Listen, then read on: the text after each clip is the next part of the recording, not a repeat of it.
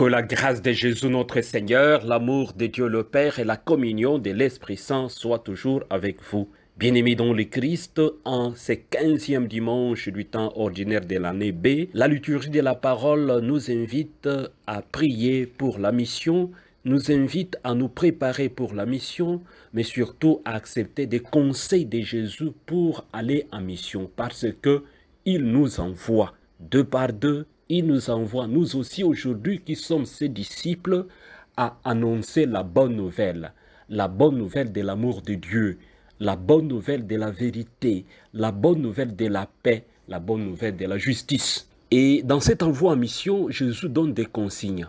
Il donne des conseils à ses disciples. Celui qui revient le plus, c'est que sur votre chemin, n'emportez rien. Allez simplement. Jésus insiste sur la simplicité du cœur. Allez et annoncez la bonne nouvelle. Ne vous encombrez pas, parce que les disciples, ils vont en mission, en réalité, ils n'ont rien à vendre. Ils n'ont rien à marchander. Ils apportent Jésus le Christ qu'ils doivent communiquer à chaque instant. Et Jésus donc insiste pour dire, débarrassez-vous des accessoires. Débarrassez-vous des choses inutiles. Touchez l'essentiel. Et l'essentiel, c'est le Christ Jésus lui-même, qui est le prince de la paix. Communiquez la paix, communiquez la justice, communiquez l'amour de Dieu, communiquez la vérité. Bien, chers frères et sœurs, pour en comprendre plus, la première lecture d'aujourd'hui, le prophète Amos nous aide bien.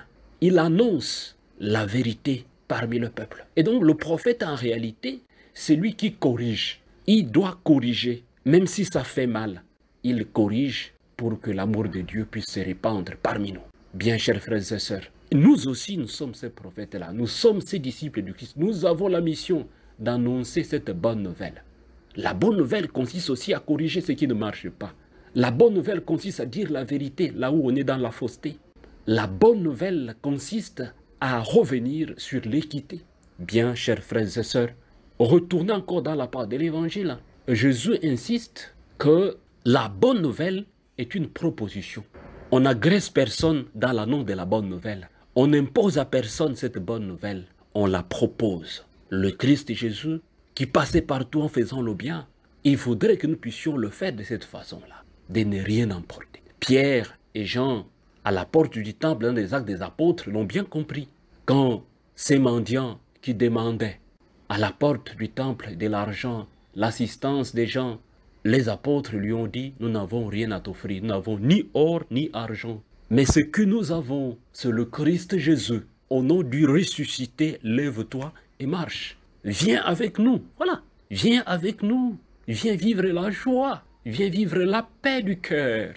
Et cet estropié, désormais, il marche. Tout le monde est étonné. Voilà ce que nous devons communiquer. Le Christ Jésus, il est amour, il est paix, il est justice, il est bonté, il est surtout vérité. Voilà ce que nous devons communiquer. C'est la bonne nouvelle.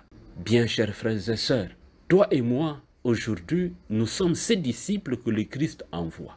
Il t'envoie dans ton milieu de travail. Il t'envoie dans ta propre famille pour annoncer la bonne nouvelle. Qu'est-ce que tu attends?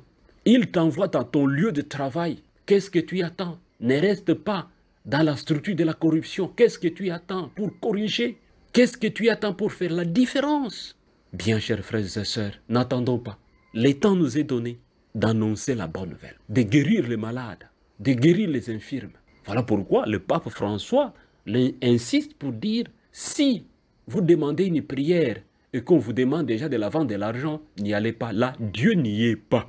Dieu n'y est pas. Celui qui se dit disciple du Christ et qui le propose déjà de l'argent, de l'avance, amenez autant, je vais vous bénir, amenez des millions, je vais vous bénir. Dieu n'y est pas là-bas. Le Christ Jésus insiste qu'on n'emporte rien, on n'amène rien, parce qu'on n'a rien à vendre.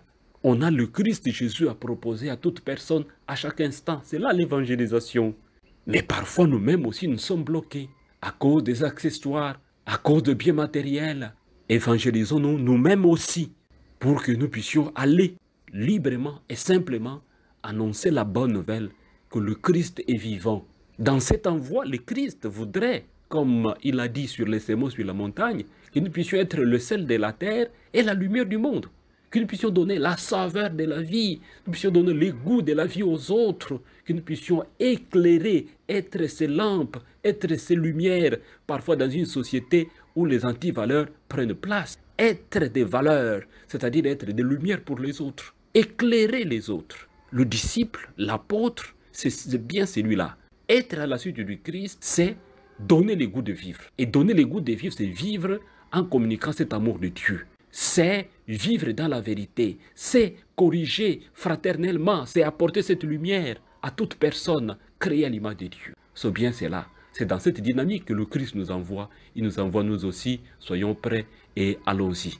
Recevons la bénédiction du Seigneur au nom du Père et du Fils et du Saint-Esprit. Amen.